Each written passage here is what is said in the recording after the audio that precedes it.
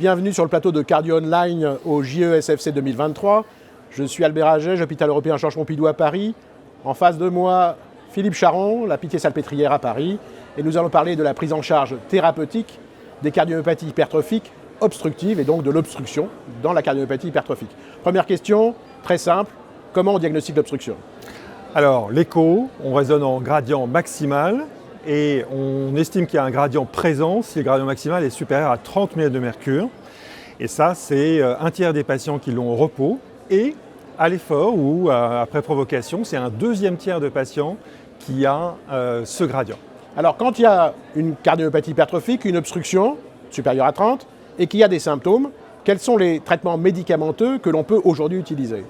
Alors, première approche, c'est le traitement de base, qui est le bêta-bloquant. Propranolol qui a été plus étudié, mais la plupart des bêta-bloquants qui ne sont pas vasodilatateurs forts sont utilisés. Et donc ça permet de contrôler les symptômes à peu près dans 2 tiers des cas. En cas de contre-indication ou d'effet indésirable, on a les inhibiteurs calciques bradycardisants, verapamil, diltiazem éventuellement, qui ont une bonne efficacité aussi. Et dans ce traitement médicamenteux, si on a un patient qui n'est pas suffisamment contrôlé, il y a une bithérapie à ce moment-là d'associer le disopyramide, qui est un antiarythmique mais qui a aussi un effet vis-à-vis du gradient et des symptômes de la CMH et qui est recommandé en deuxième ligne par les guidelines de l'ESC en bithérapie avec le bêta-bloquant en général. Très bien, c'est très clair. Maintenant, le même patient asymptomatique. Il n'y a pas de raison de donner un traitement médicamenteux, même s'il y a un gradient, à un patient qui n'a pas de symptômes, puisqu'on n'a pas d'études qui montrent qu'il y a un intérêt à réduire le gradient chez un patient qui n'a pas de symptômes. On pourrait imaginer pour des raisons pronostiques et autres, mais pour le moment on n'a pas de données, donc il n'y a pas de recommandation qui aille dans ce sens-là. Donc il faut résister à la pression dans la plupart des cas. Chez le patient asymptomatique, on le surveille et on voit ce qui se passe. Autre question, le même patient, il est sous bêta-bloquant, éventuellement avec disopyramide, il reste symptomatique. Quand est-ce qu'on fait appel aux techniques ablatives ? Alors, les stratégies effectivement interventionnelles, l'alcoolisation coronaire, la chirurgie de myectomie, éventuellement aussi la stimulation avec désynchronisation permanente, ce sont des options qu'il faut discuter chez le patient qui reste très symptomatique.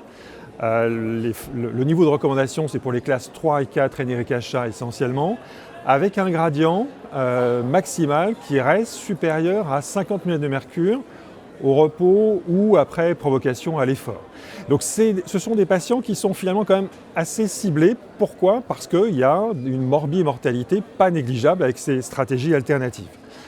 Donc en première approche, c'est vraiment ce type de patient qu'il faut cibler. Après, il peut y avoir la discussion pour du cas par cas, des patients un peu moins symptomatiques ou avec syncope, mais là, il faut vraiment une discussion au cas par cas.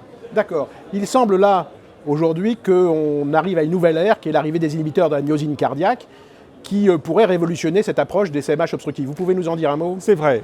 Et ça, c'est lié à la connaissance de la physiopathologie de la CMH sarcomérique, avec des mutations des gènes du sarcomère. Et l'industrie a pu identifier des nouvelles molécules et développer des nouvelles molécules qui vont être des antagonistes de la myosine, en particulier contre l'activité ATPasique de la myosine, qui va diminuer la contractilité de la myosine, les interactions actine-myosine. Et donc c'est une nouvelle classe qui vient d'arriver avec une première molécule de phase 3 qui a été publiée avec succès, le mavacamten, avec une efficacité qui semble tout à fait intéressante sur la clinique. Pour le moment, c'est sur les symptômes, avec une amélioration de la VO2, de la classe NRKH1, qui fait que cette molécule a déjà été approuvée aux États-Unis il y a quelques mois et la procédure est en cours en Europe et en France. Efficacité sur les symptômes et sur l'obstruction, je suppose. Absolument. Efficacité, tous les critères qui avaient été listés dans l'étude ont été améliorés.